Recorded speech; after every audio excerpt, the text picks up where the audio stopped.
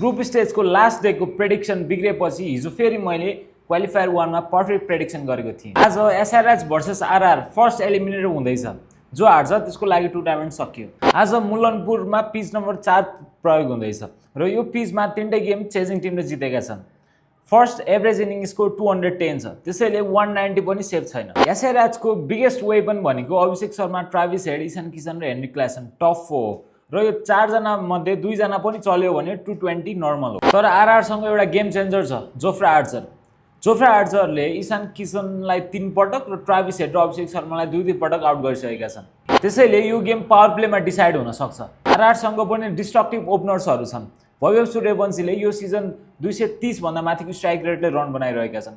तर प्याट कमिन्सले प्रेसर सिचुएसनमा उनी डेन्जरस हुन सक्छन्। वेदर एकदम हट छ, त्यसैले सेकेन्ड इनिङ्समा ड्यू आउन सक्छ र चेजिङ टिमलाई एडभान्टेज छ। मेरो आजको प्रेडिक्सन छ चेजिङ टिमले जित्नेछ, तर slightly I one go with Sunrisers Hyderabad. तपाईहरुको प्रेडिक्सन के छ कमेन्ट गर्नु होला।